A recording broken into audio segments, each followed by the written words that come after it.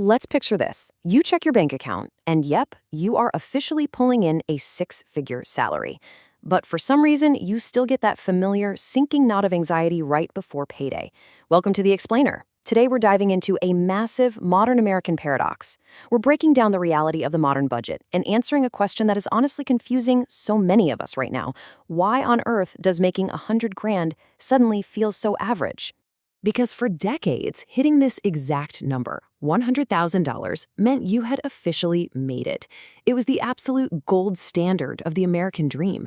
I mean, think back to the 90s or early 2000s. Earning 100 grand meant unquestionable financial security.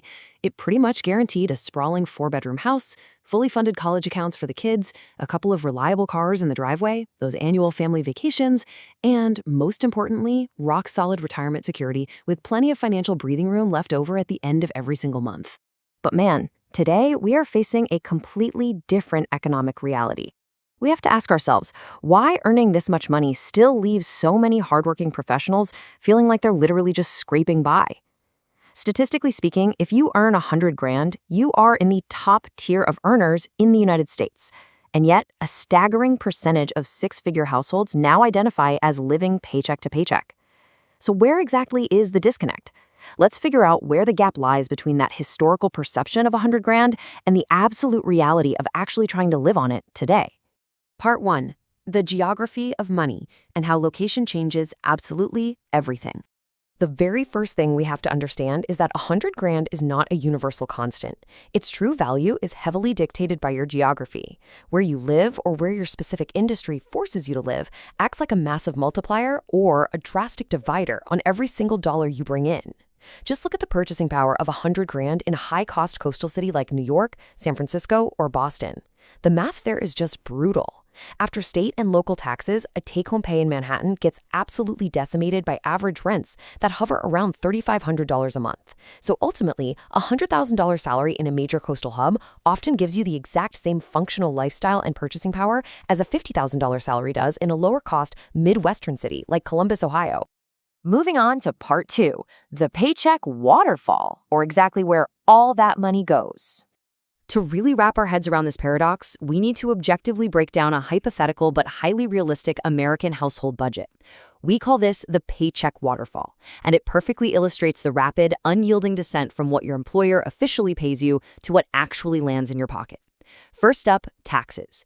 When you slice up the gross income pie, they immediately eat a huge chunk. Before you even see a single dime, the federal government takes its cut based on your bracket. Then your state takes a slice, which obviously varies a ton depending on where you live. And finally, everybody gets hit by FICA. That's your Medicare and Social Security tax, which takes exactly 7.65% right off the top. This means your true take-home pay is nowhere near $100,000. It drops immediately to something much closer to $70,000. That six-figure illusion loses roughly 30% before you even wake up on payday. Next up in the waterfall is housing. Now, financial advisors traditionally preach the 30% rule, suggesting you shouldn't spend more than a third of your gross income on housing. Well, modern rent hikes and mortgage interest rates hovering around 7% have completely blown that rule out of the water for most folks. Whether you're fighting it out in a crazy rental market or trying to lock down a mortgage, housing acts as a heavy, fixed anchor. It takes the biggest single bite out of your post-tax pay, routinely swallowing another 30%, and honestly, sometimes way more of that remaining 70 grand. And whatever money is left after housing, yeah, it's immediately spoken for by baseline necessities. We have to subtract the unavoidable, rapidly inflating costs of transportation, healthcare, and just keeping yourself fed. Take cars, for example. The average new car payment in America is now well over $700 a month, and that doesn't even touch climbing auto insurance premiums or maintenance. Then there's healthcare. Even with a good employer-sponsored plan, family premiums and out-of-pocket deductibles will cost you hundreds of dollars every single month. And finally, the sheer sticker shock of the modern grocery bill. Feeding a family has transitioned from a basic operating cost into a major financial hurdle. These are not luxuries, they are fundamental operating costs of modern American life. Let's actually put the monthly math together so you can see this chronological drain in action. You start out with an impressive gross pay of roughly $8,300 a month, but watch how fast it vanishes. Subtract about $2,500 for federal, state, and payroll taxes. Take away another $2,500 for a modest mortgage or rent.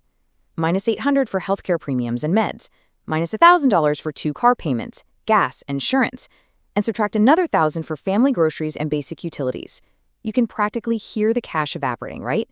It is a super sobering look at how fast the money rushes out the door just to keep the lights on and the engine running. So, the cold mathematical reality here is that after all those baseline expenses, someone making 100 grand might realistically only be able to save a tiny fraction of their income. We're talking a net savings rate of maybe 5 to 10% for a typical household. And that is exactly why it feels so stressful. A 5% savings rate leaves almost zero buffer for an emergency car repair, a sudden medical bill, or aggressively investing for retirement. When your margin of error is that razor thin, earning a high income still feels exactly like scraping by. Which brings us to part 3, the lifestyle trap, or keeping up with the Joneses. Because look, it wouldn't be completely fair or entirely accurate to just blame the economy for all of this. We also really need to look at behavioral finance and the psychological choices we make every single day. Let's talk about lifestyle inflation. This is an invisible wealth killer. Think about it. You work incredibly hard for years. You finally get that big promotion and cross the 6-figure mark. And because you worked so hard, you convince yourself you deserve to upgrade your life. You lease the luxury SUV, you start doing the $200 weekend dinners, or you move into that premium apartment building with the rooftop pool. Your income went up, sure, but your spending went up at the exact same rate. It acts like an invisible financial treadmill that completely neutralizes all your hard-earned gains. Part 4. Income is not wealth. Redefining financial success. To actually escape this exhausting cycle, we have to make a major conceptual pivot and stop confusing high cash flow with true financial security. Honestly, this is arguably the most important mindset shift anyone can make. There's a famous personal finance quote that hits the nail on the head. Income is what you earn. Wealth is what you keep. Let that sink in for a second. Society constantly confuses high spenders with wealthy people. Earning a massive salary absolutely does not make you rich if your expenses just rise to match it. A massive paycheck is just a tool. And if you spend every dollar of that tool on your lifestyle, you aren't wealthy. You're just masking financial fragility with really nice stuff. We have to fundamentally separate these two concepts. High income is active. It's money flowing in each month, yes, but it requires your daily labor, your constant stress, and frankly, it can vanish overnight with a single round of corporate layoffs. True wealth, on the other hand, is silent. It's accumulated over time.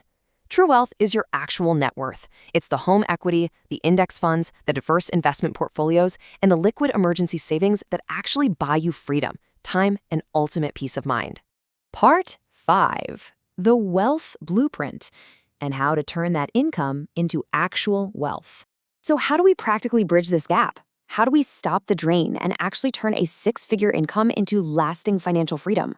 Well, here are 3 highly practical, objective wealth-building lessons you can apply to your finances right now. Number 1, automate your savings and investments. The psychology of paying yourself first is absolutely critical. Set up your accounts so your future self gets paid automatically, long before your landlord or your car dealership even has a chance to ask for the money. Number 2, cap major expenses like housing and vehicles. Just because a bank approves you for a massive $700,000 mortgage does not mean you should take it. Avoid the trap of buying as much house or car as the bank allows and keep those fixed costs low. And number 3, invest the difference in appreciating assets. Stop funneling your extra cash into things that lose value the second you buy them, and start buying assets that grow in value, compound over time, and literally pay you while you sleep. Now keep in mind, your exact mileage will always vary. Your specific state taxes might be lower than average, or your local grocery bill might look a bit different depending on the size of your household. But the mathematical rules of wealth building, they do not care where you live. The core principles of keeping your fixed costs manageable, fighting off lifestyle inflation, and aggressively investing the difference, those apply universally to absolutely everyone. To wrap up this explainer, I want to leave you with one final, hopefully empowering thought. $100,000 can still be an incredibly powerful wealth-building tool, but only if you decide to stop spending it all on the illusion of being rich. So, what specific action are you going to take today to keep more of what you earn? Take control of your money before your lifestyle takes control of you.